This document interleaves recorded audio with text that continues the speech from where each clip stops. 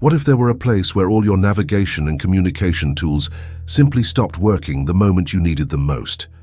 Where north ceased to exist because your compass started spinning wildly without pointing in any direction, where no one could hear you even when you were desperately shouting on the radio, where your GPS showed coordinates that were physically impossible or simply froze, displaying error after error, where you were technologically blind, deaf, and completely isolated from the outside world. This trail exists. It's real, it can be visited, and people have disappeared there after reporting exactly these impossible phenomena. Stay with me until the end, because what you're about to discover will completely change the way you view navigation and communication equipment that you've always assumed to be reliable. We're talking about experienced hikers, people with decades of wilderness experience, trained forest rangers, even professional surveyors with military-grade equipment entering a specific trail with all devices functioning perfectly, tested minutes before, and then, in a matter of literally 5 to 10 minutes of hiking, everything starts to fail simultaneously in ways that defy conventional technical explanation. Imagine the scene. You're hiking on a well-marked trail on a clear day. You have a professional compass you've used 1,000 times before, a fully charged state-of-the-art GPS, a two-way radio with a range of kilometers, maybe even a satellite phone because you're a prepared person who takes safety seriously. And then you decide to check your position, pull out the compass, and the needle is spinning wildly, completely erratic, pointing south when it should be pointing north, then east, then spinning in complete circles, as if magnetic north simply no longer existed. You think it might be a defect in that specific compass, so you pull out the GPS, but it shows coordinates that would place you kilometers away from where you know you are, or it simply can't establish a satellite signal even in an open area with a clear sky. Have you ever been through this? That moment of confusion where equipment that always worked perfectly suddenly behaves bizarrely? Now multiply that confusion by having all your devices fail at the same time, not just one but 2, 3, 4 different instruments, all becoming useless at the same moment. And you're in the wilderness, where these tools aren't conveniences.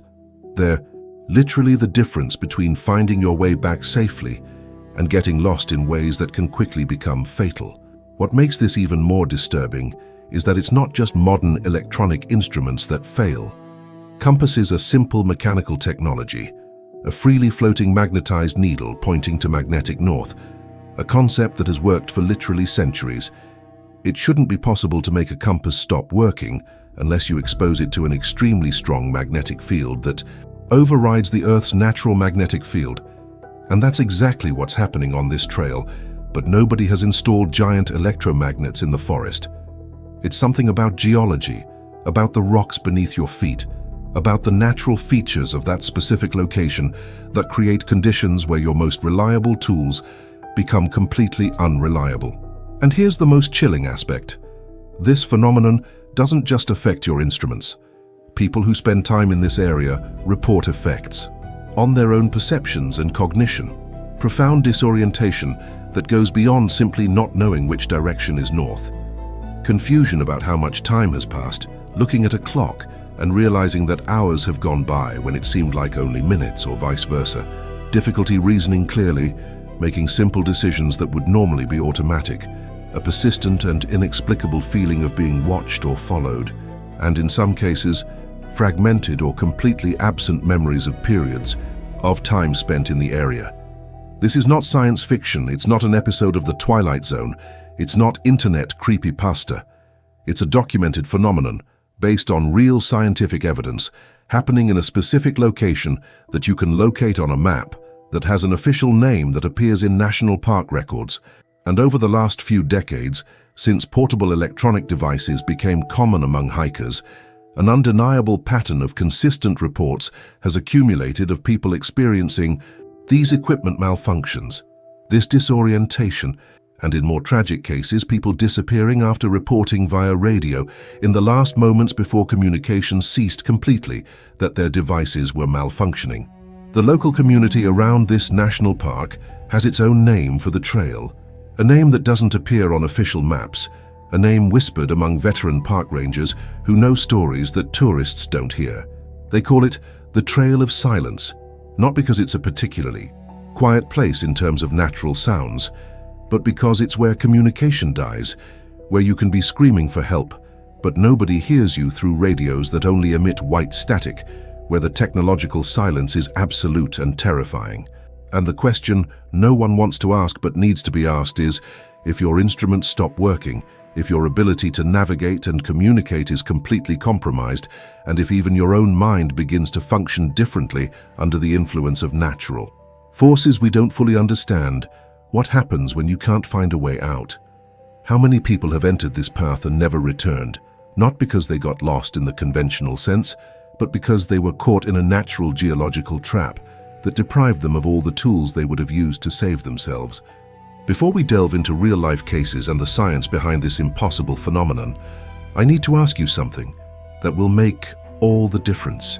If this topic resonates with you, if you're also intrigued by places where nature challenges our technology in unexpected ways, leave a comment below about what has resonated with you so far.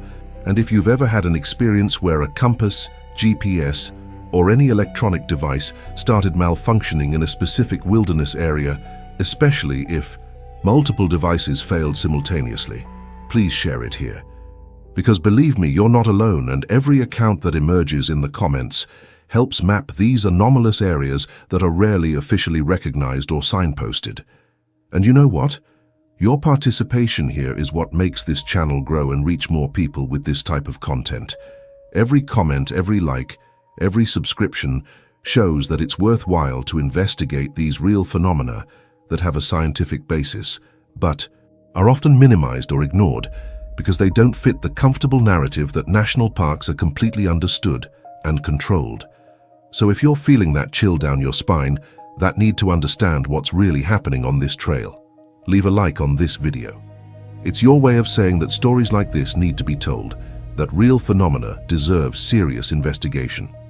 And if you're not yet subscribed to the channel, now is the perfect time.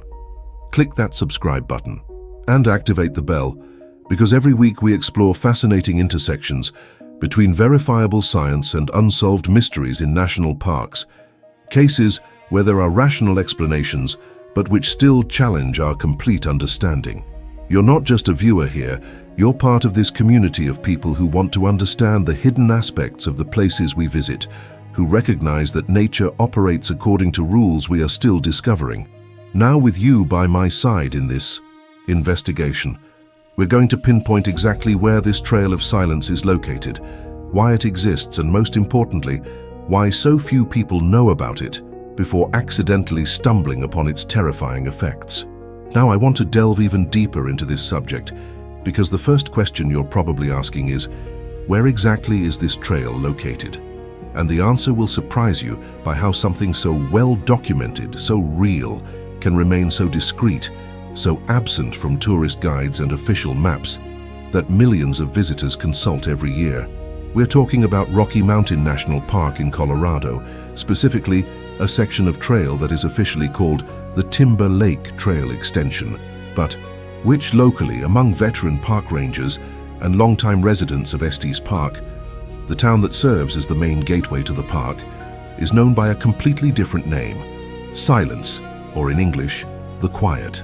The trail is located in the northwestern region of the park, an area that is already less visited than more accessible and popular areas near Bear Lake or Trail Ridge Road.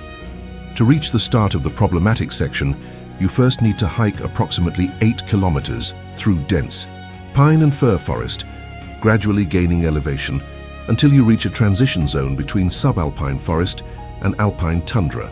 It is in this transition zone, at an elevation between 3,300 and 3,600 meters above sea level, where the topography becomes more rugged with granite rock outcrops emerging from the ground, that the effects begin to manifest. The transformation of a normal trail into an anomaly zone is not marked by any official signage. There is no sign saying, "Caution, electronic, equipment may fail," or "Documented magnetic anomaly area." There is absolutely nothing to warn a casual hiker that they are about to enter an area where normal navigation and communication rules simply do not apply in the same way. And this lack of signage is not accidental or due to negligence. It is a deliberate decision based on an institutional mindset that prioritizes not creating unnecessary alarm, or more cynically, not harming tourism by publicly admitting that there are areas of the park that are genuinely dangerous in ways that go beyond the obvious dangers of altitude, weather, and wildlife. The impact of this decision to keep the phenomenon discreet is that people continue to stumble upon it without warning, without preparation, without understanding what is happening when their instruments begin to fail. And when they report experiences later, if they report them at all, they are often met with skepticism or explanations that minimize what they experienced. Batteries may have failed due to the cold. Perhaps you didn't calibrate the compass correctly. GPS may lose signal in areas with dense tree cover. All technically possible explanations for individual failures, but which do not explain why multiple independent devices fail simultaneously at a specific geographic point, and why it works perfectly again when the person returns to a previous area on the trail. Park rangers who have worked in the park for decades know the area, are familiar with the reports, and openly discuss it amongst themselves in private conversations away from tourists. But publicly, officially, there is a deep reluctance to acknowledge a pattern. Part of this reluctance stems from a lack of a completely satisfactory explanation that can be easily communicated. Saying there is a magnetic anomaly raises more questions than it answers for lay people. What causes the anomaly? Is it dangerous? Can it be corrected? How extensive is the affected area? And without definitive answers to these questions, institutionally it is easier to simply not raise the issue unless forced. There is also the aspect of legal liability. If a park officially acknowledges and signs that a specific area causes equipment failure and affects navigation, and then someone disappears in that area, there is a legal argument that the park assumed responsibility by admitting knowledge of the danger. But if there is no official acknowledgement, if there is no signage, then disappearances can be filed under more generic categories of lost in wilderness or hiking accident, without implying that the park failed to warn of a specific known danger. It's a cynical but understandable calculation from an institutional risk management perspective. The journey of how this area gained its reputation among locals is fascinating and reveals much about how knowledge is transmitted outside of official channels. Estes Park's community is small, around 6,000 permanent residents, many of whom work in the park or in related tourism industries. When park rangers, trail guides, and experienced hikers begin to have similar experiences in a specific area, conversations happen. At the local bar, at church meetings, in casual encounters at the market. Have you ever been to that section of the Timber Lake extension? Something strange happened to me there. Oh yeah, the quiet. Yeah, everyone who goes there eventually has some experience. The name quiet or silence has a specific origin according to older residents. It doesn't come from the silence of nature, which in fact isn't particularly quieter in that area than in other parts of the park, but from the silence of communications. Radios that emit only static silence, telephones that can't complete calls, the terrifying quiet of being technologically isolated in an era where we are used to being always connected. And there is also a darker interpretation of the name, related to the fact that people who disappear in that area become permanently silent, never heard from again, their fate unknown. Behind the scenes of park operations, there is documentation of the phenomenon, even if it is not publicly discussed. Internal ranger reports dating back to the 1970s mention navigation difficulties in a specific section of the Timber Lake Trail. Records of search and rescue operations in the area show a pattern of teams reporting problems with communication equipment when working in that specific zone. There is even a 1983 memo recommending that teams carrying sensitive surveying equipment avoid the area due to local magnetic interference, although the memo never resulted in public signage or changes to official trail maps. Geologically, the area is measurably distinct. Geological surveys of the park have identified that a specific section of the trail passes over or very close to a body of magnetite ore, a naturally magnetic iron oxide. There is also the presence of other iron formations, including hematite, in unusually high concentrations. This combination of magnetic minerals in a specific geological setting creates a local magnetic field that is measurably different from the normal Earth's magnetic field. It is not strong enough to lift metal objects or cause dramatic visible effects, but it is definitely strong enough to make compasses point in incorrect directions and interfere with the functioning of electronics. The impact of this specific geology is amplified by the topography. The trail passes through a narrow valley with granite walls on both sides, essentially creating a corridor where magnetic effects are channeled and intensified. And there is temporal variability in the phenomenon that is not fully understood but may be related to atmospheric conditions, solar activity, or even the movement of groundwater through fissures in the rock that could alter the local magnetic field. This would explain why some people walk through the area without noticing anything unusual, while others have dramatic experiences of multiple equipment failures. The hidden truth is that this is not the only area in Rocky Mountain National Park or other parks with similar characteristics.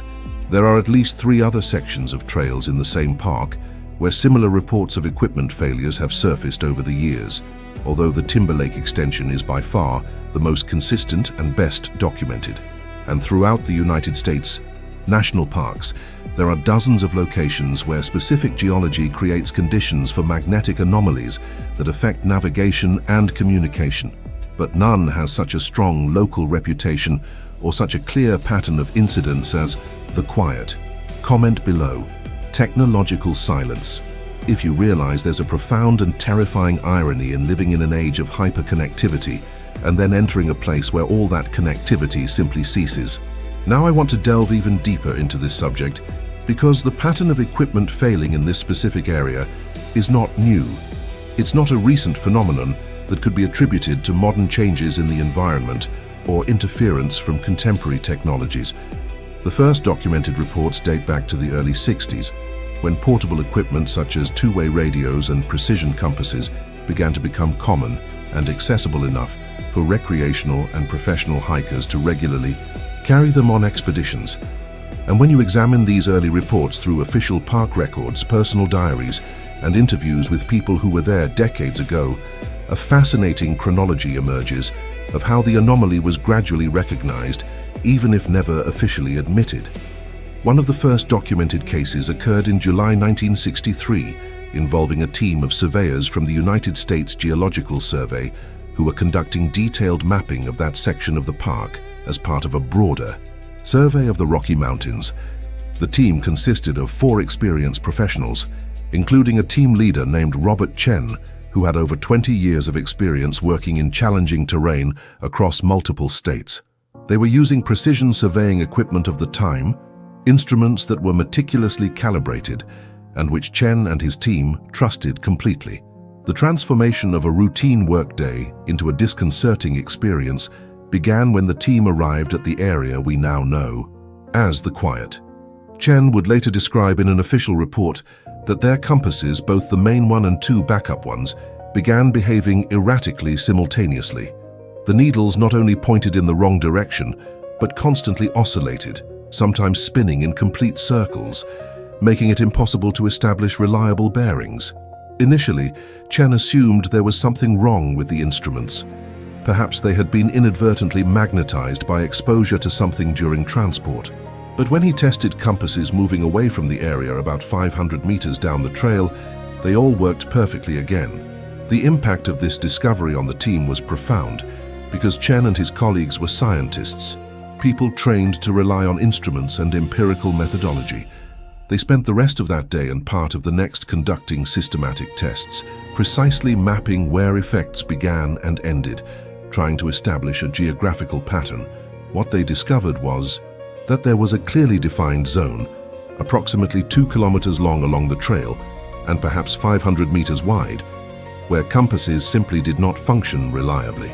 Chen reported this in his official report, suggesting the presence of substantial magnetic mineral deposits and recommended that the area be investigated in more detail by geologists. But here's where the story becomes frustrating from a scientific transparency perspective. Chen's report was filed away, not followed by further investigation, and certainly didn't result in any public signage or changes to official trail maps. The institutional mindset at the time, which persists in many forms to this day, was that admitting problems with specific areas of national parks could damage their reputation as safe and accessible destinations. So the report was essentially buried in an archive where it remained for decades until researchers reviewing historical records discovered it years later. In the 1970s, as portable electronic equipment became more common, new types of malfunctions began to be reported in the same area.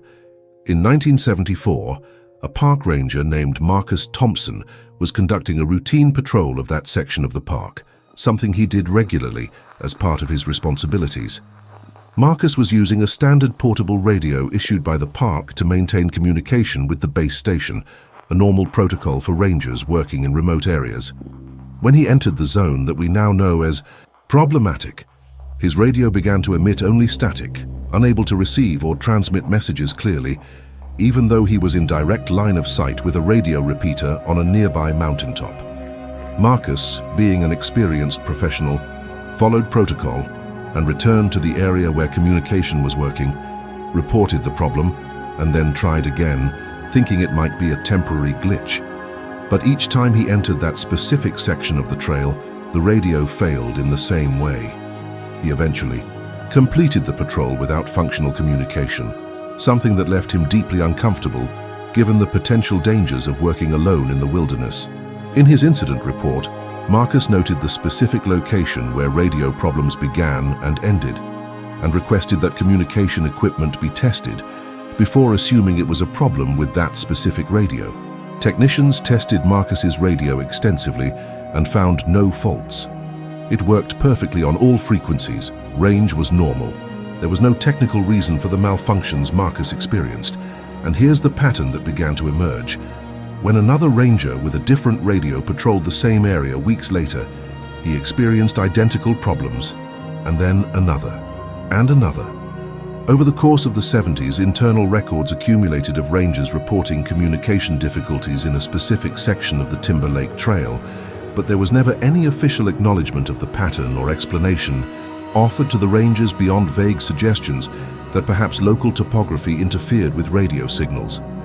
The gradual recognition of the pattern was accelerated in 1981 by a particularly well-documented incident involving a group of 8 experienced hikers from a Denver mountaineering club. The group had planned a 3-day expedition, including a section of the Timber Lake Trail, and because they were organized and safety conscious, multiple members carried navigation and communication equipment. They had at least 5 compasses among them, 2 two-way radios, and the group leader had one of the first portable GPS models available for civilian use, a large and heavy device, but one that represented cutting-edge technology at the time. When the group entered the anomaly zone, not just 1 or 2, but all 5 compasses began to behave erratically simultaneously. The radios could no longer communicate with the base station or with each other, even when separated by only hundreds of meters. And the GPS, which up to that point had worked well throughout the hike, began to show error after error, unable to establish a reliable position even in an open area with a clear view of the sky. The probability of all these independent devices failing simultaneously due to unrelated causes is statistically so low that it is essentially impossible. The impact of this incident was that the group included an electrical engineer who became fascinated by the phenomenon and decided to investigate it more thoroughly. He returned to the area multiple times over the following years with various measuring instruments, documented the local magnetic field, and eventually wrote an article for a mountaineering magazine describing his findings. It was one of the first public mentions of the phenomenon, although the article received limited attention at the time and certainly did not result in any official action from the park.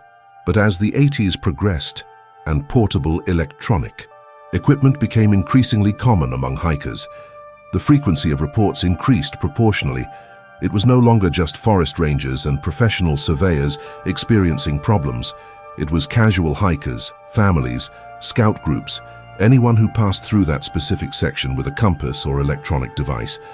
And as reports accumulated, it became progressively more difficult to dismiss them as isolated equipment failures or user errors. There was clearly something about that area that consistently and replicably affected instruments. Write this down. The pattern is real. If you realize that when decades of independent reports describe identical experiences in a specific location, it's no longer a question of whether the phenomenon is real, but why it's not officially recognized. Now I want to delve even deeper into this subject, because despite decades of reports of equipment malfunctions in that area, the phenomenon continued to be treated as a minor curiosity, something that forest rangers whispered amongst themselves, but never became an officially recognized public safety issue. This changed drastically in September 2006, when Michael Patterson, a 34-year-old experienced hiker from Boulder, Colorado, disappeared on that exact section of the trail after making a final radio communication precisely describing the equipment problems that decades of others had reported. And the desperate search that followed, where rescue teams experienced the same impossible equipment failures, finally forced a more serious acknowledgement that something dangerous was happening there. Michael was no casual tourist or wilderness novice. He had grown up in Colorado, had been hiking with his family since childhood, and by the age of 34 had amassed an impressive resume of mountain experiences, including climbing 14 of Colorado's 54 4,000-meter peaks, completing an entire section of the Continental Divide Trail that crosses the state, and working as a volunteer trail guide for local conservation organizations. He was someone who knew mountains, who understood risks, who prepared meticulously. Exactly the kind of person you would assume would be safe on a moderately difficult trail in a well-established national park. The transformation of a planned solo expedition into tragedy began on the morning of September 21st, a sunny Thursday with perfect weather forecast for hiking. Michael had informed his girlfriend Sarah Chen of his plans. He would hike Timber Lake as a day hike, starting early to cover approximately 22 kilometers round trip, planning to return before nightfall. He took appropriate equipment, including a backpack with water, food, a first aid kit, extra layers of clothing, a topographic map of the area, a professional-grade compass, a recently acquired handheld GPS, and critically a powerful two-way radio that Sarah also had, allowing them to communicate even in areas without cell phone coverage. The impact of having that radio as a line of communication would be both a blessing and a curse. A blessing because it provided accurate documentation of Michael's final moments and what he was experiencing. A curse because Sarah would have to live with the memory of hearing confusion and growing worry in his voice before communication ceased completely. Michael checked in with Sarah by radio at 9:15 a.m., reporting that he was making good progress. The weather was perfect, and he estimated reaching Timber Lake around noon. All completely routine and reassuring. The next contact came at 10:43 a.m., and the tone had changed dramatically. Michael sounded confused, frustrated, saying that something was wrong with his compass and GPS. He described the compass as spinning like crazy, not pointing in a consistent direction, and the GPS as unable to establish a position, keeps giving a signal error. Sarah, trying to be helpful but also beginning to worry, suggested that perhaps it was the batteries or that he had accidentally magnetized the compass somehow. Michael replied that he had tested it with new batteries and that the compass had worked perfectly just 30 minutes before. Sarah's mindset at that moment, as she would later describe in interviews, was one of concern, but not yet of alarm. Equipment problems happen, and Michael was experienced enough to navigate by map and landmarks if necessary.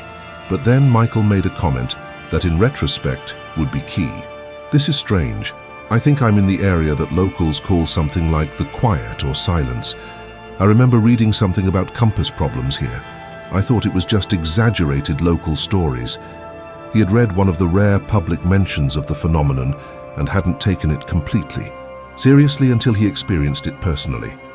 Michael told Sarah that he would proceed cautiously, using the track as his main guide instead of relying on instruments, and that he would check in again in an hour. Sarah agreed, but asked him to check sooner if possible, and Michael assured her he would.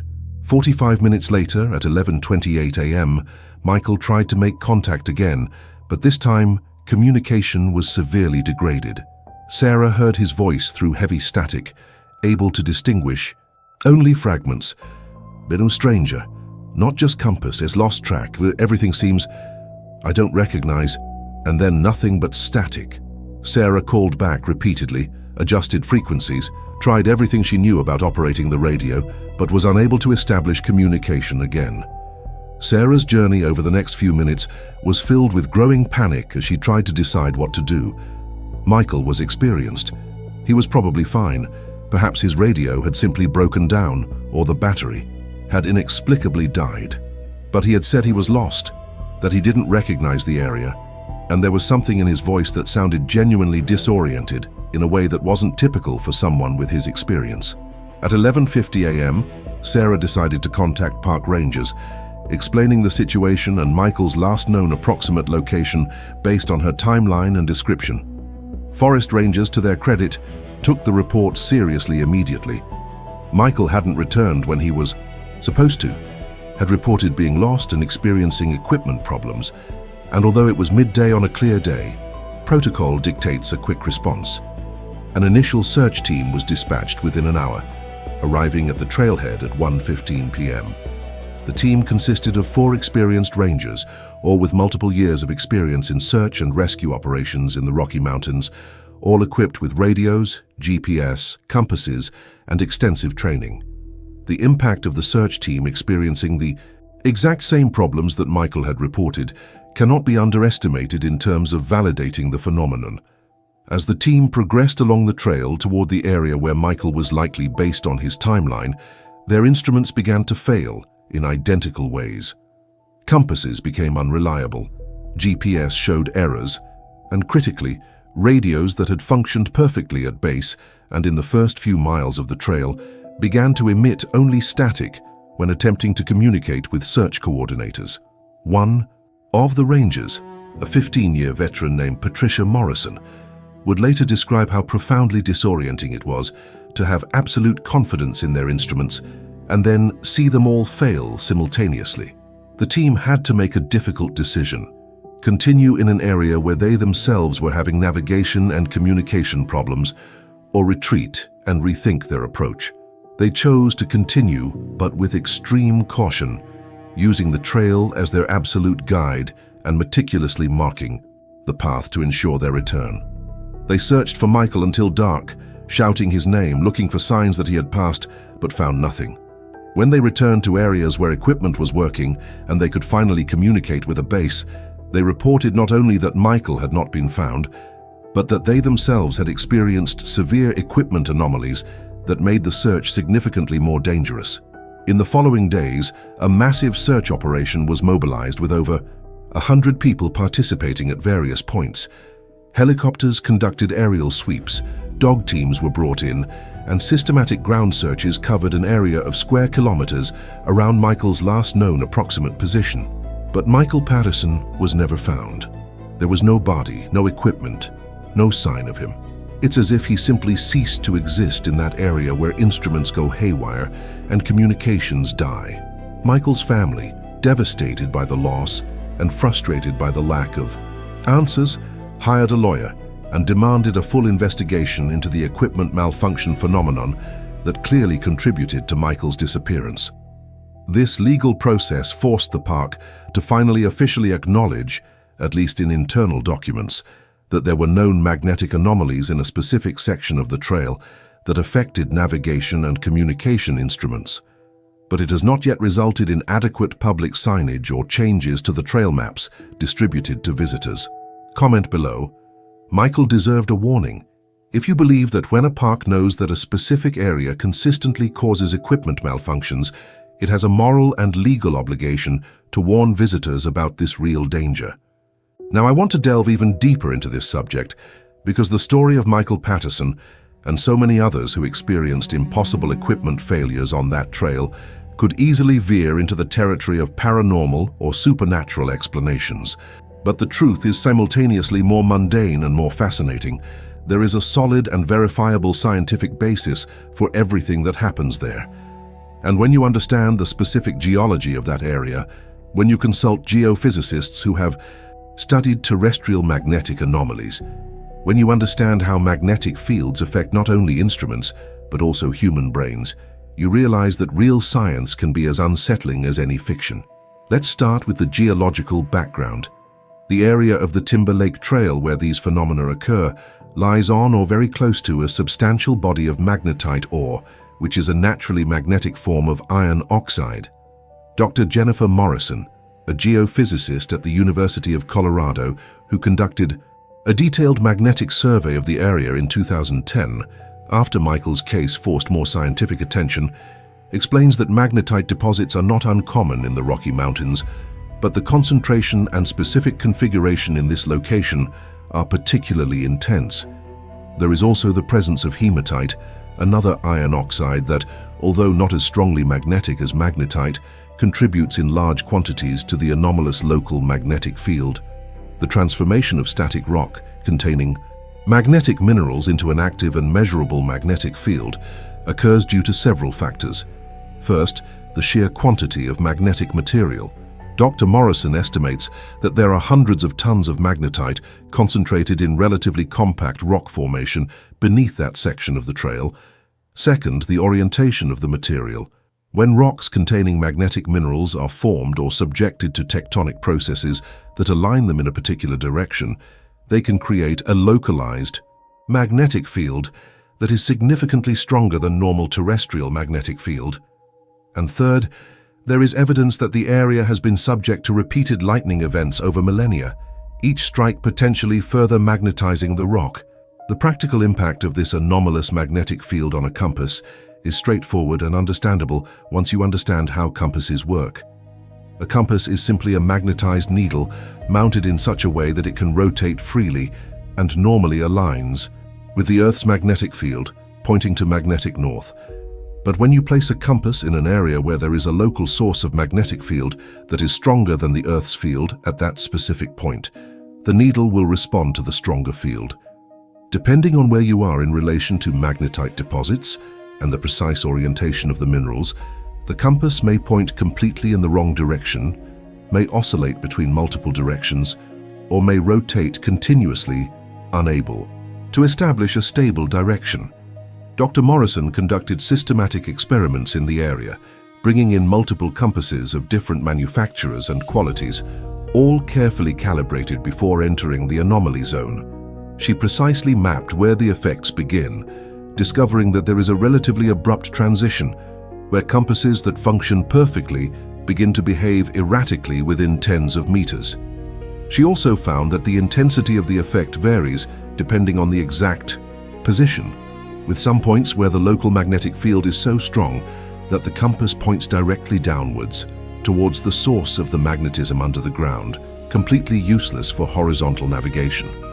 The mindset needed to understand the effects on electronic devices requires understanding that strong magnetic fields can induce electrical currents in circuits, interfere with the operation of sensitive electronic components, and create noise that degrades signals. Dr. Richard Chen, an electrical engineer specializing in electromagnetic compatibility, explains that radios are particularly susceptible because they rely on detecting weak radio signals and amplifying them. If there is a strong, variable magnetic field nearby, it can create electrical noise that completely overrides the signal the radio is trying to receive, resulting in static. GPS devices present a different but related challenge. GPS works by receiving signals from multiple satellites and calculating position based on time differences between signals. GPS receivers use precise electronic components, including quartz crystals to maintain accurate time, and oscillators that can be affected by strong magnetic fields. Furthermore, GPS antennas can experience degraded performance if there is local electromagnetic interference. Although GPS satellites are in space and are not affected by magnetic anomalies on Earth, a receiver on the ground may fail to process signals correctly if its internal components are being disturbed. The journey to understand potential effects on human brains leads into cutting-edge scientific research territory that is only beginning to fully explore how magnetic fields affect neurological function. Dr. Patricia Torres, a neuroscientist at Stanford University who studies biomagnetism, explains that the human brain is essentially an electrical organ, with neurons communicating through electrical signals, while magnetic fields found naturally on Earth are two Weak to have obvious direct effects on brains, stronger fields, such as those found in areas of magnetic anomaly, could theoretically affect neuronal function in subtle but measurable ways. Studies show that exposure to magnetic fields of specific intensities can affect spatial navigation in animals that rely on magnetoreception, such as migratory birds. And while humans don't have a conscious magnetic sense in the way birds do, there is growing evidence that we have magnetoreceptors, cells, that respond to magnetic fields, possibly in the region of the nose or inner ear. These receptors typically provide subtle, unconscious information that our brain uses as one of many inputs for spatial navigation and orientation. The impact of a strong anomalous magnetic field on these hypothetical magnetoreceptors could theoretically cause disorientation that goes beyond simply not knowing which direction is north. It could affect your internal sense of where you are in relation to landmarks. It could make the familiar seem unfamiliar. It could contribute to a feeling of being lost, even when you can visually see a trail. Dr. Torres emphasizes that research in this area is still relatively new, and there is much we don't understand. But the theoretical basis and preliminary evidence are sufficient to take the hypothesis seriously. There are also more direct and better understood effects of magnetic fields on the brain. Transcranial magnetic stimulation, a medical technique that uses pulsed magnetic fields to affect brain activity, demonstrates that sufficiently strong fields can definitely influence neuronal function. Although static fields found in geological anomalies are different from pulsed fields used in TMS, if they are strong enough, they could still theoretically have measurable effects on cognition, mood, time perception, and other brain functions. Dr. Morrison's detailed magnetic survey findings included quantitative measurements showing that at specific points in the anomaly zone, the local magnetic field is up to 3 times stronger than the Earth's normal magnetic field. This may not sound dramatic, but it is enough to completely confuse compasses and create measurable interference in electronic devices. And as you move through the area, the intensity and direction of the anomalous field vary, creating an environment where your navigation tools not only fail, but fail in inconsistent and unpredictable ways that make it impossible to develop compensatory strategies. There is also the intriguing discovery that the anomaly is not perfectly stable over time. Repeated measurements over months and years show variations of up to 20% in the intensity of the magnetic field at specific locations.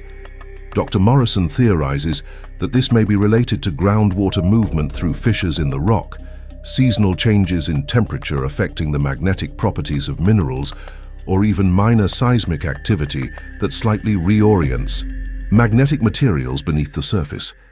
This temporal variability would explain why some people walk through the area without significant problems, while others experience dramatic equipment failures, all depending on exactly when they are there and the precise conditions at that moment. Write this down. Science explains if you understand that the phenomenon has a solid scientific basis, but that this doesn't make it any less dangerous, just differently dangerous than if it were paranormal. Now I want to delve even deeper into this subject, because understanding that there is a solid scientific basis for instruments to fail is comforting in a way. It offers a rational explanation for a phenomenon that would otherwise seem impossible. But there is a more disturbing and much less understood aspect of this area that goes beyond spinning compasses and radios emitting static. These are the reported effects on people themselves, on their perceptions, cognition, and sense of reality.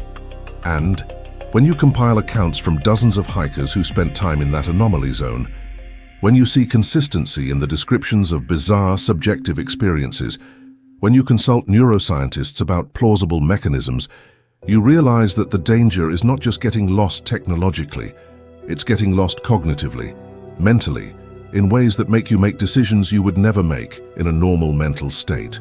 Let's start with the most consistent and disturbing accounts. Profound, spatial. Disorientation is mentioned by approximately 60% of people who report experiences in the area. And it's not the normal disorientation of, I don't know which direction is north. It's a visceral and terrifying feeling of not knowing where you are, even when you can see a trail. Of looking at a landscape that should be familiar and not recognizing it. of being absolutely certain you're going in a specific direction, only to discover you were completely wrong. Sarah Mitchell, a 42-year-old experienced hiker who passed through the area in 2013, describes an experience that haunts her years later.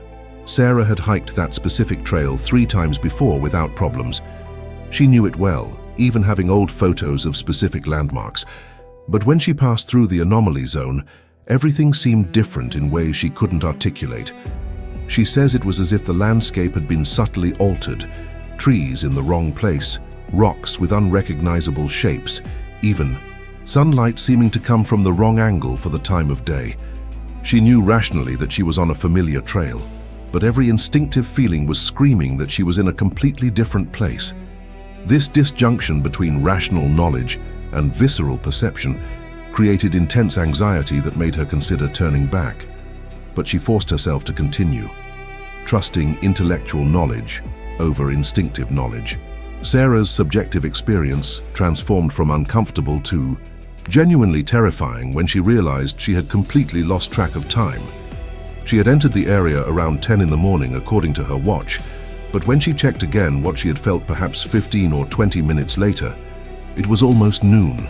Almost 2 hours had passed in a period that her subjective perception registered as a fraction of that time, and she had no clear memory of what she had done during those hours. It was as if time had simply jumped forward without her. Realizing it had passed, the impact of losing your sense of time in a wilderness environment cannot be underestimated. Time management is crucial for safety. You need to know if you have enough daylight left to reach your destination, whether you should turn back, and when to eat and drink to maintain energy. When time perception becomes distorted, all these critical decisions are compromised. And Sarah is not alone. Multiple other accounts mention a similar phenomenon of time seeming to pass much faster or sometimes much slower than it actually is, creating confusion about schedules and progress. There are also consistent reports of difficulty in reasoning clearly, in making simple decisions that would normally be automatic. Marcus Webb, a forest ranger we mentioned earlier, described feeling as if he were thinking through a mental fog when in the area, having to consciously and deliberately strive to process information that he would normally process effortlessly. He says it was like being slightly intoxicated but without having consumed any substance, mental functioning only slightly degraded, but enough to be noticeable and worrying. The mindset of people experiencing these effects often includes a feeling of being watched or followed, an invisible presence that creates constant and uncomfortable surveillance. Approximately 40% of reports mention this sensation specifically. It is important to note that no one reports seeing anything or anyone specific. It is purely a feeling, a persistent intuition that they are not alone even when they rationally know they are. Some describe it as a feeling of eyes in their backs, others as a presence they cannot identify but feel strongly. Dr. Patricia Torres, the neuroscientist we mentioned, offers potential explanations for these subjective effects based on how magnetic fields can interact with brain function. Starting with spatial disorientation, there are specific areas of the brain, particularly in the hippocampus and entorhinal cortex, that are responsible for spatial navigation and the creation of cognitive maps of environments. These areas contain special types of neurons called place cells and grid cells that fire in specific patterns depending on where you are in space. Research findings on animal magnetoreception show that magnetic fields can affect the activity of these spatial navigation cells. In experiments with rats, exposure to strong, anomalous magnetic fields can cause place cells to fire incorrectly, essentially telling the brain it is in a different location than it actually is. Dr. Torres theorizes that a similar effect could occur in humans exposed to strong magnetic anomalies, creating that visceral feeling of being in the wrong place even when everything visually seems familiar. Regarding the distortion of time perception, there is evidence that magnetic fields can affect circadian rhythms and temporal perception. The suprachiasmatic nucleus in the brain, which regulates the body's internal clock, is sensitive to multiple forms of sensory input, potentially including magnetic fields. If anomalous fields disrupt the function of this area, it could result in a distorted perception of how much time is passing. There is also the possibility that if magnetic fields affect short-term memory function, periods of time might not be properly encoded, creating gaps in memory that make it seem as if time has jumped forward. The journey to understand. Cognitive difficulties and feelings of brain fog leads to research into how magnetic fields affect neurotransmitters and neural connectivity. Preliminary studies suggest that exposure to magnetic fields may affect serotonin and dopamine levels in the brain, neurotransmitters crucial for cognitive function, mood, and alertness. If fields in the anomaly zone are strong enough to cause fluctuations in these neurotransmitter systems, it could explain feelings of mental fogginess or having to strain to think clearly.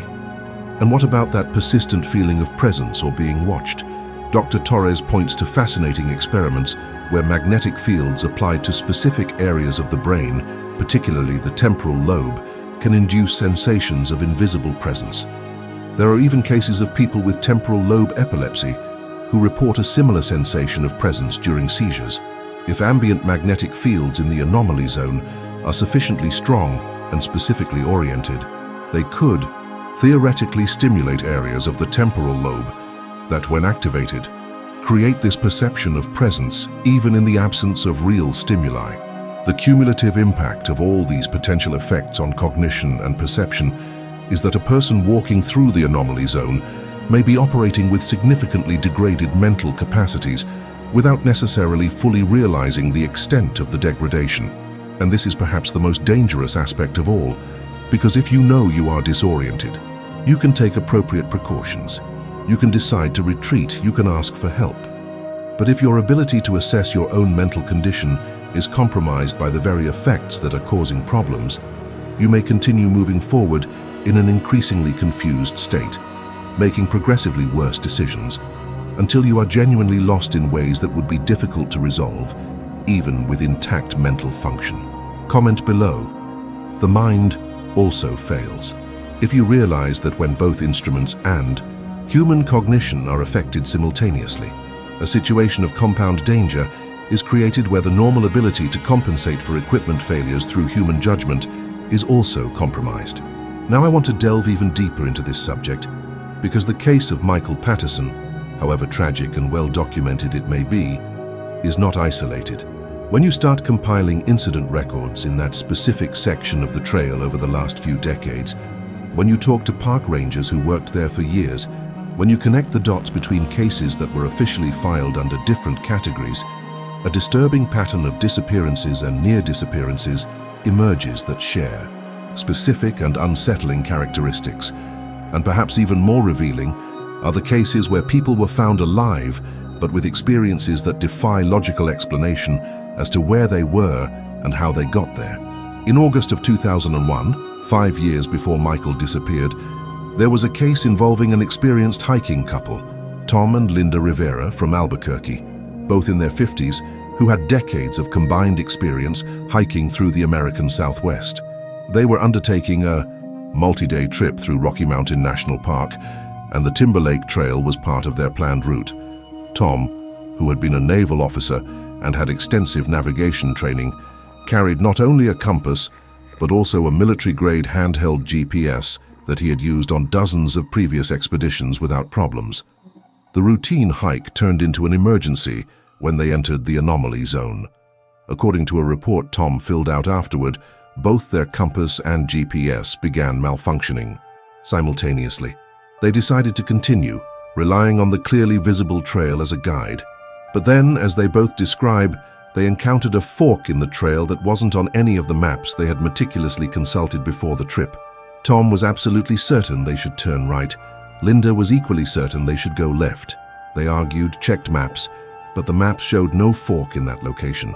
The impact of this confusion was that they ended up separating, each convinced they were right, agreeing to meet at a specific point further on. Tom went one way, Linda another, and both got completely lost. When they didn't show up at the expected time at the campsite where they had reservations, a search was initiated. Linda was found first, 16 hours after they were reported missing, approximately 3 kilometers off the trail in a dense forest area. She was exhausted, dehydrated, but physically unharmed. Tom was found 12 hours later, 6 kilometers in the completely opposite direction. But here's the most disturbing aspect. When forest rangers returned to the point where Tom and Linda said they had found a fork in the trail, there was no fork. The trail continued straight and clear, without ambiguity. And even stranger, the distance they had traveled from the point where they separated to where they were found, crossing extremely difficult terrain with significant elevation and dense vegetation, seemed impossible given their ages and fitness levels within the allotted time. It was as if they had moved much faster, or for much longer than should have been possible. Tom and Linda's mindset after the experience was one of profound confusion mixed with embarrassment. They were experienced hikers, rational people who prided themselves on never having been lost or needed rescuing.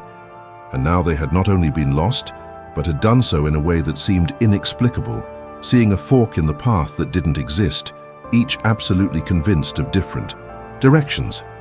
In later interviews, both mention a feeling that time didn't flow normally, that a period they thought was perhaps 2 or 3 hours was actually much longer, and that there are gaps in their memories about exactly what they did and where they went.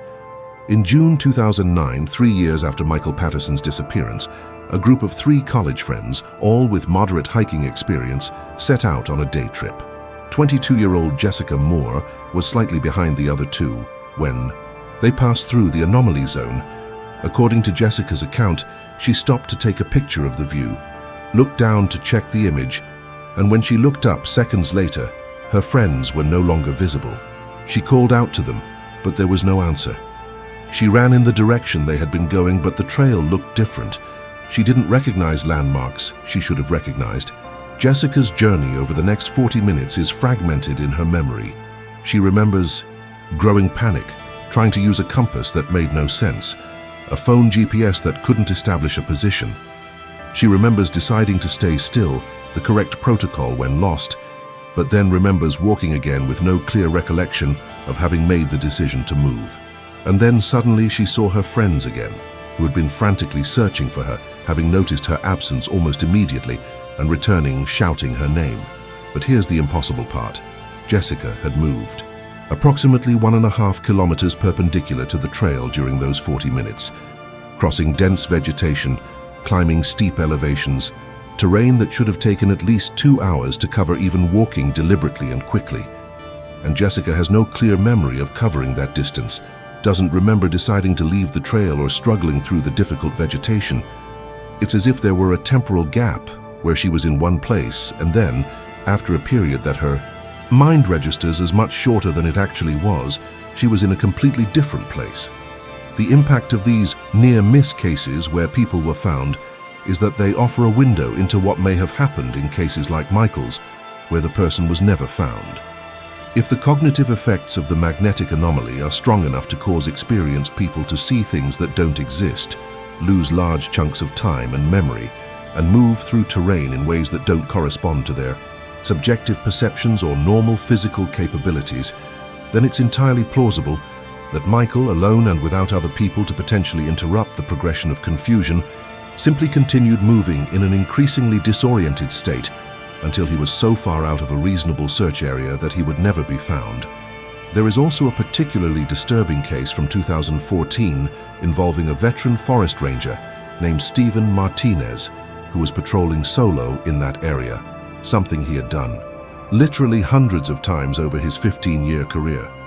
Stephen knew that trail better than anyone. He could walk sections of it with his eyes closed, but this time he reported via radio before communication failed that he was completely lost in an area he should know perfectly, that nothing seems right, and that he was heading back to where he thinks the trailhead begins. Stephen was found 6 hours later by a search team that had been dispatched when he failed to return at the scheduled time and did not respond to radio calls.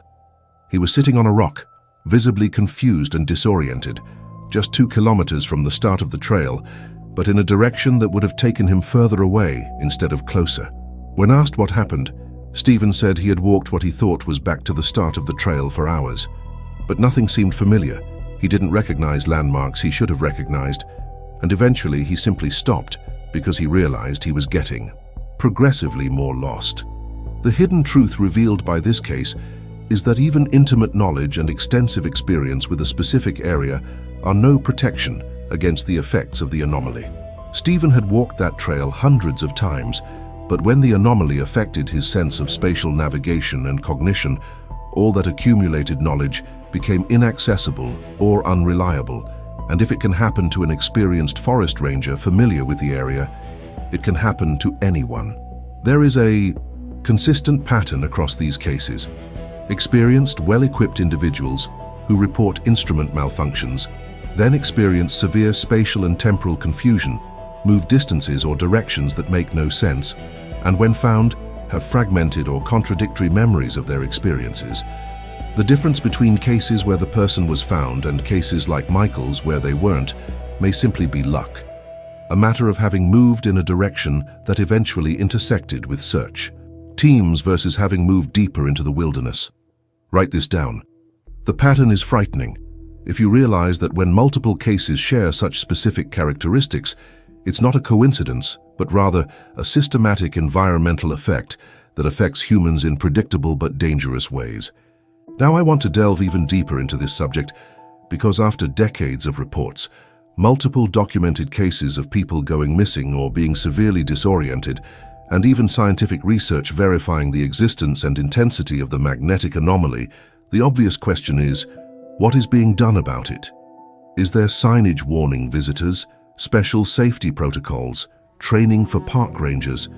And the frustrating and revealing answer is that far less is being done than should be, for reasons that have as much to do with politics and public relations as with practical considerations of risk management in national parks. Let's start with what doesn't exist. There is no official signage at the beginning of the trail or anywhere along it, warning visitors about magnetic anomalies or potential malfunctions of navigation and communication equipment. If you pick up an official trail map distributed by the park, there is no note, no warning, no indication that that specific area presents dangers beyond the usual ones related to altitude, weather, and wildlife. It's as if officially the phenomenon simply doesn't exist or isn't considered significant enough to warrant public mention. The transformation of internal knowledge into public non-recognition is revealed when you talk to forest rangers off the record. Many admit they know about the area, that there is institutional awareness of the pattern of problems, and that they discuss specific precautions amongst themselves when they need to patrol that section. But officially, publicly, there is silence. When asked directly why there is no signage, answers range from "we are considering it" to "we don't want to create unnecessary alarm" to bureaucratic evasions about ongoing review of safety protocols. The mindset behind this reluctance to publicly acknowledge the problem has multiple layers. First, there is legitimate concern about creating panic disproportionate to the actual risk. Statistically, the vast majority of people who walk that trail do not experience serious problems. If the park installs dramatic signs warning about magnetic anomaly zone, equipment may fail, it could create the perception that the area is extremely dangerous, when in reality it is an area that presents specific risks that can be managed with appropriate preparation. But secondly, and perhaps more cynically, there is concern about the impact on the park's reputation and on tourism. Rocky Mountain National Park receives over 4 million visitors annually, generating hundreds of millions in economic activity for the region. Anything that could be perceived as admitting that there are dangerous or anomalous areas could affect visitors' decisions about where to go, what to do, even whether to visit the park at all. There is a strong institutional incentive to maintain the narrative that the park is a comprehensible and manageable environment where following basic rules ensures safety. The impact of prioritizing public relations over transparency is that people like Michael Patterson enter that area without any warning about what might happen to their instruments or perceptions. And when something goes wrong, the family is left with a justified feeling that the park failed to warn them of known danger. The Patterson family did in fact file a lawsuit against the National Park Service in 2008, arguing that the park was aware of the anomaly and pattern of incidents, but failed to adequately warn visitors. The case was eventually settled out of court with a confidential agreement, but it did not result in any visible change in how the park communicates about the area. There are internal protocols for forest rangers working in the area, although they are not formalized in an official manual or widely disseminated. Rangers are advised not to patrol that section alone if possible, to carry multiple forms of navigation and communication, and to establish specific check-in points with time limits, where, if no contact is made, a search will be initiated. But these protocols are transmitted more through institutional culture and informal mentoring than through formal documented training. The journey to understand whether existing technology could help reveals that yes, there are devices that are less affected or completely unaffected by magnetic anomalies. Gyroscopic compasses, which operate based on mechanical motion rather than magnetism, are unaffected by anomalous magnetic fields. Inertial navigation systems, which calculate position using accelerometers and gyroscopes tracking movement from a known starting point, also operate independently of magnetic fields.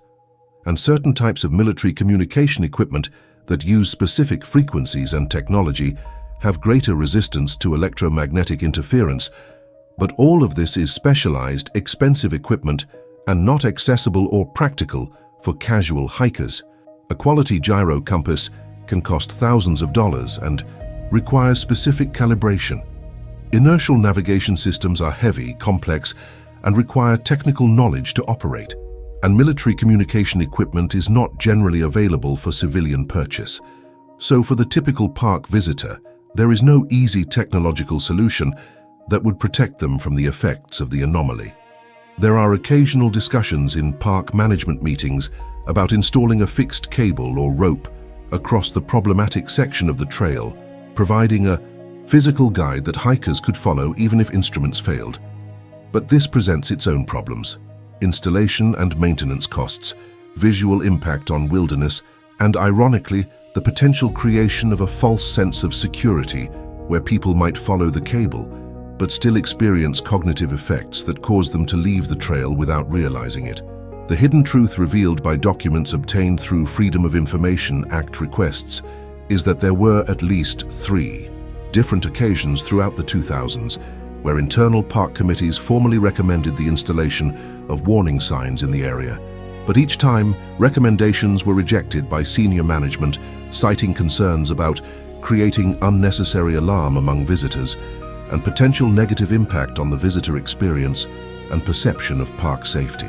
There is also a revealing memo from 2011 where the park's public relations officer explicitly argued against publicly acknowledging the anomaly, writing, "Admitting the presence of an area where navigation equipment reliably fails could create the perception that we do not fully understand our own park, undermining public confidence in our ability to manage visitor safety." In other words, concern about appearing incompetent or lacking control was explicitly more important than informing visitors about documented danger. The practical impact of all this institutional hesitation is that the status quo continues. People enter the area unannounced. Some have disturbing experiences. A few disappear or become severely lost. Families suffer. Occasional cases are resolved discreetly, but no systemic change happens because institutional incentives favor minimizing the problem publicly, even while acknowledging it internally. There are small but growing advocacy movements, including Michael Patterson's family and others affected, pushing for legislation that would require mandatory signage of known magnetic anomalies on public land. But so far they haven't gained enough political traction to translate pressure into real policy change, and in the meantime, the trail of silence remains essentially unmarked, with the next generation of innocent hikers destined to discover its effects in the same way as previous generations, through direct and sometimes tragic experience. Comment below.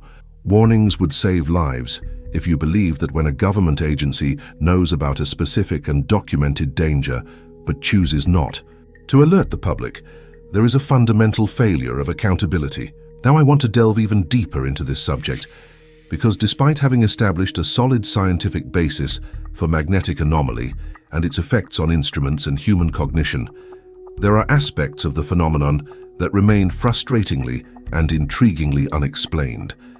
And when you examine these remaining mysteries with an open but skeptical mind, when you consider alternative theories and additional factors that could be at play, you discover that our understanding, while grounded in real science, is still incomplete. And sometimes the unanswered questions are just as important as the answers we have. Let's start with the most perplexing mystery. Why are some people affected far more severely than others in the same area, sometimes on the same day, sometimes even in the same group? Tom and Linda Rivera, the couple who saw a non-existent fork in the trail, experienced dramatic effects. But literally, on the same day, another group of hikers passed through the same section and reported only mild problems with compasses, no cognitive confusion, no temporal distortion. They were in the same geographic location, presumably exposed to the same anomalous magnetic field, but experiences were drastically different. The transformation of a phenomenon that should be consistent, based purely on geology, into something that varies so dramatically between individuals suggests that there are factors beyond simple exposure to an anomalous magnetic field. Dr. Patricia Torres, a neuroscientist, theorizes that there may be individual variability in sensitivity to magnetic fields. Just as some people are more susceptible to motion sickness or have more acute senses of smell or hearing, there may be a spectrum of magnetic sensitivity among humans. Some people may have more active magnetoreceptors or brain areas that are more responsive to magnetic influence. There is also intriguing theory about the role of individual brain chemistry. People with certain neurological conditions, people taking specific medications, or even people with particular levels of neurotransmitters due to factors such as stress, lack of sleep, or diet, may respond differently to the same magnetic exposure. Dr. Torres mentions preliminary studies suggesting that iron levels in the brain, which vary between individuals, could affect how magnetic fields interact with neural tissue. But this research is in very early stages and far from definitive explanations. The mindset needed to approach the next mystery requires accepting that even seemingly stable geological anomalies can have significant temporal variability. Multiple hikers have reported passing through the area on one occasion without significant problems, only to return weeks or months later and experience dramatic effects. Marcus Webb, the veteran park ranger, mentions that he had patrolled that section dozens of times over the years, mostly without incident, but on a few specific occasions experienced severe equipment failures and disorientation. What changed between the trouble-free times and the problematic times?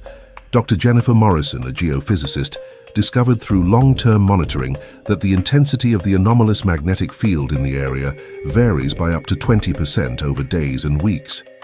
Part of this variation can be explained by the movement of groundwater through fissures in the rock, which can alter local conductivity and affect the magnetic field.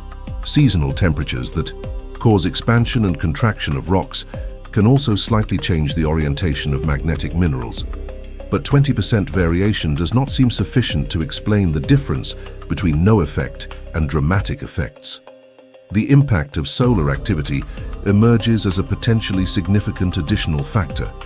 Earth's magnetic field is not perfectly stable. It fluctuates in response to solar activity, including solar storms and coronal mass ejections. During periods of high solar activity, Earth's magnetic field can be disturbed in measurable ways. And if you have an area that already has a local magnetic anomaly, adding disturbance to the Earth's field from solar activity could theoretically amplify the effects. Dr. Morrison began correlating reports of severe incidents with solar activity data and found an intriguing but not conclusive correlation. Approximately 60% of the most dramatic incidents occurred during or immediately after periods of high solar activity. There is also the aspect of atmospheric conditions that may be relevant. Lightning is known to temporarily magnetize rocks, and the Rocky Mountains area has significant thunderstorm activity during the summer months. If the area is struck by lightning, it could temporarily intensify the local magnetic field. And certain types of atmospheric conditions, particularly related to barometric pressure and humidity, can affect how radio signals propagate, potentially explaining why communication outages seem to be more severe on some days than others. The journey through less common but consistently mentioned accounts reveals phenomena that are more difficult to explain through a purely geomagnetic framework. Approximately 20% of people who report experiences in the area mention strange sounds that they cannot identify or locate. Descriptions range from a low-frequency hum that I feel more than hear, to bell or chime sounds that seem to come from multiple directions, to static or crackling that doesn't seem to come from radio waves but from the environment. Infrasound, sound below frequencies that humans can consciously hear but that still affects the body, is a possible explanation. Specific rock formations, wind through cavities or fissures, even geothermal activity can generate infrasound. And there is research showing that infrasound of certain frequencies can cause feelings of anxiety, invisible presence, even peripheral visual alterations. If an area consistently generates infrasound, it could contribute to strange subjective experiences reported by hikers. But a specific connection to equipment malfunctions is unclear, unless both are independent effects of the same unusual geology.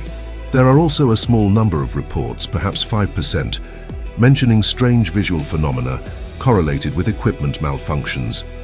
Flickering lights or points of light in the peripheral visual field, visual distortions, where distant objects appear to ripple or change shape, occasionally more dramatic descriptions of air seeming to glow or fog that appears and disappears.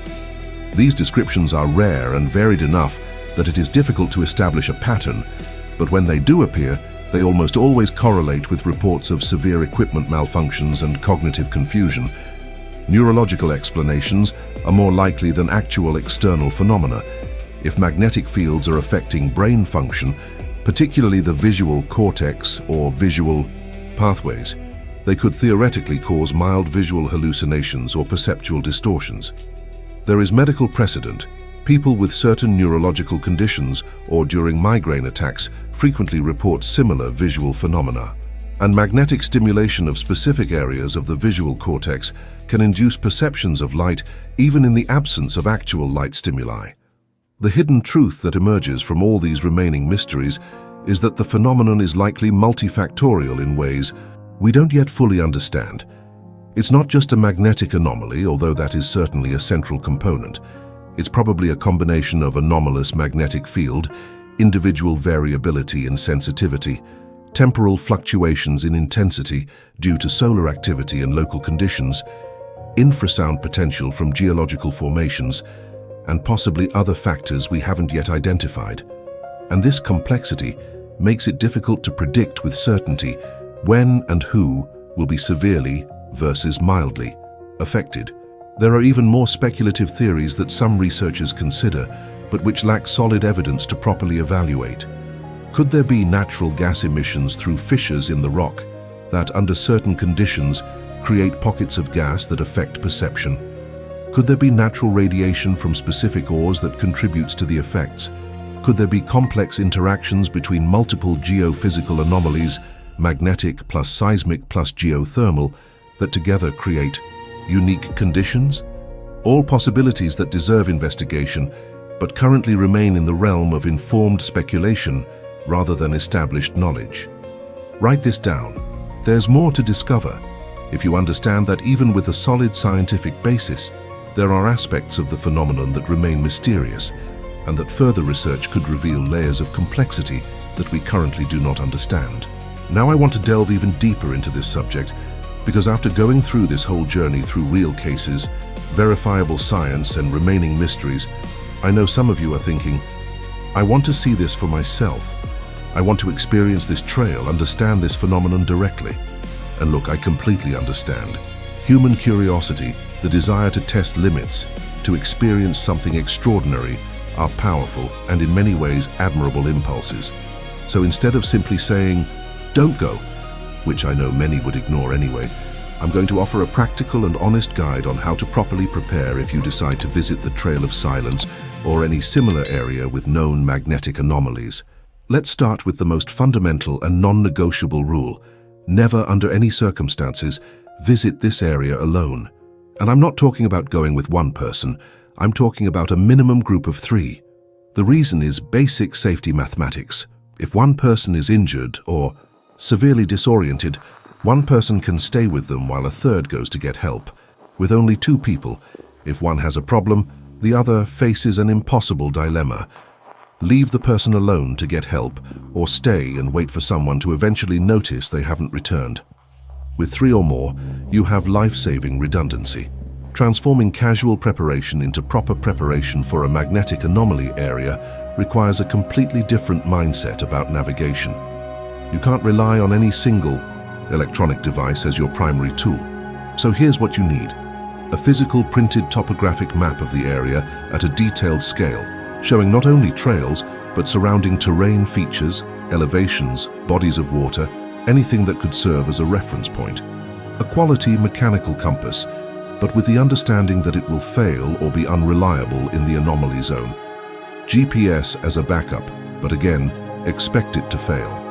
And critically, knowledge of navigation by natural landmarks, the sun, stars and terrain features. Before entering the trail, stop at the last point where you are certain of your location and do the following. Identify 3 or 4 distinct visual features: distant mountains, unique rock formations, particularly large or unusually shaped trees, anything that is visible and distinctive. Take photos of these features from different angles. Use them as visual anchors for orientation when instruments fail. And mark on your physical map exactly where you are and in which direction each of these features is relative to you. The impact of establishing turnaround points with specific time limits cannot be underestimated. Before entering the area, the group must agree: we will hike for exactly 2 hours from this point, and then we return no matter what happens, no matter if we feel we could go further. Set alarms on multiple watches, not electronic watches that can fail, but simple mechanical watches if possible. And when the alarm sounds, you return. No, exceptions know just a little longer. This discipline can be the difference between returning safely and getting lost when it gets dark. The mindset needed to recognize warning signs that you are entering an anomaly zone includes paying obsessive attention to how instruments are functioning. Check your compass every 15 minutes, not just when you think you need it. If it starts behaving erratically, if the needle oscillates or fails to establish direction, you know you are entering the zone. Check your GPS regularly, noting if the number of satellites you are receiving decreases or if the margin of error increases. Try radio communication periodically, establishing that if communication begins to degrade, the group immediately stops and assesses the situation. But beyond instruments, pay attention to how you are feeling cognitively and emotionally. If you or group members begin to experience unusual confusion, difficulty making simple decisions, a feeling that time is not passing, normally unexplained anxiety, or a sense of heightened awareness, these are warning signs that cognitive effects may be beginning. The appropriate response is to stop immediately, not to minimize or ignore symptoms hoping they will pass, but to recognize that your ability to navigate and make good decisions may be compromised. The decision-making process regarding what to do when instruments fail requires having a plan B established before entering the area, not trying to figure it out in the moment when you are already confused and potentially disoriented. Plan B should be: if instruments fail, we immediately return along the trail, using visual cues as our absolute guide. We do not attempt to continue or explore. This seems obvious, but multiple cases show people deciding to continue even after instruments fail, rationalizing that they are experienced enough to navigate without instruments, or the trail is clear enough. This overconfidence is deadly. If you realize you've strayed off the trail and can't find it immediately, standard wilderness protocol applies, but with intensification.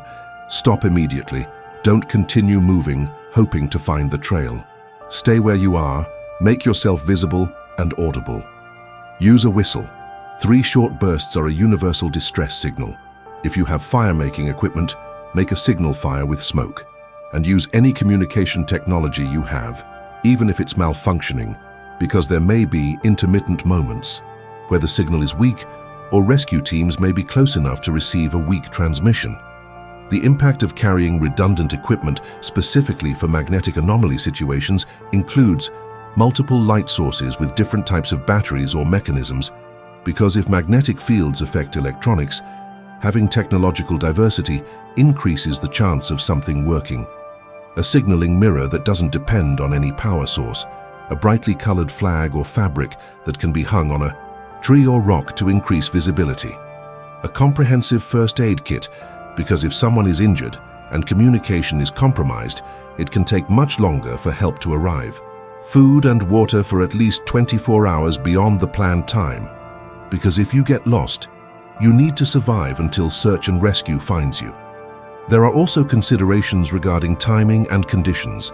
Based on the correlation between severe incidents and solar activity, it may make sense to check space weather forecasts before traveling. If a solar storm or high geomagnetic activity is predicted, consider postponing your trip and avoid the area during adverse atmospheric conditions, not only because hiking is generally more dangerous, but because there is theory that certain conditions can amplify the effects of the anomaly. The truth that needs to be told is that even with all these precautions, you are still taking a real risk that goes beyond the normal risks of wilderness hiking. Michael Patterson was experienced and prepared, and yet he disappeared. So the decision to visit an area needs to be an informed one, where you weigh curiosity and desire for experience against the real, albeit statistically small, possibility of something going severely wrong in ways that are difficult to anticipate or control. But here's a final thought on the right mindset. Exploring wilderness has always involved accepting risks. Every time we leave a controlled urban environment and enter nature, there's the possibility of accidents, encounters with wildlife, sudden weather changes, injuries. And yet millions of people do it every year because the value of the experience, the connection with nature, the sense of adventure and discovery outweighs the risks. Magnetic anomaly areas are just a different category of risk, not necessarily greater if approached with proper preparation, but definitely different and less familiar. Comment below, prepared but respectful, if you understand that. Visiting areas with unusual dangers requires a balance between the courage to explore and the humility to recognize that nature operates according to rules that we don't always fully understand. If you've made it this far to this final moment of this investigation, it's because you understand that there are places in this world where real science meets genuine mystery, where technology we assume to be reliable simply stops working, and where nature reminds us that there's much more going on than our current understanding fully captures. And that means something, especially if you're someone who values both evidence and humility in the face of the unknown. If this type of content resonates with you, if you want to continue exploring these fascinating intersections between verifiable science and phenomena that defy complete explanation, subscribe to the channel. Every week we delve into real cases from national parks where something extraordinary is happening, always based on serious research, always with respect for both science and the mysteries we haven't yet solved. You are part of this community of curious, skeptical, but open-minded people who want to understand the hidden aspects of the places we visit. Leave a comment now saying, "Compasses lie." These two words show that you've grasped the central message here, that instruments we trust can betray us under specific circumstances, and that true preparedness means being ready for when technology fails. And if you know of other areas, other trails where equipment behaves strangely, share them in the comments with specific locations. We are building collective knowledge about these places that are rarely officially mapped or discussed. If this journey through the trail of silence has made you rethink how you prepare for wilderness, if you now see national parks with renewed respect for the unseen dangers that may exist, leave a like. It's your way of saying that honest investigations into real phenomena, which balance science with the recognition that there is much to learn, deserve to exist and reach more people who need this information. And look, there's a video over here about other areas in national parks where geological and magnetic anomalies create dangerous conditions that most visitors are unaware of, including places where people have disappeared under similar circumstances. If you want to continue mapping these spots where nature behaves in unexpected ways, click and stay with me there. There's so much more to discover about the places we think we know. Thank you for investing this time, for taking seriously both the science and the stories of the real people affected by this phenomenon. And if you are going to explore wilderness, go prepared, go with others, go with humility in the face of what we do not yet understand. We'll meet again on the next investigation.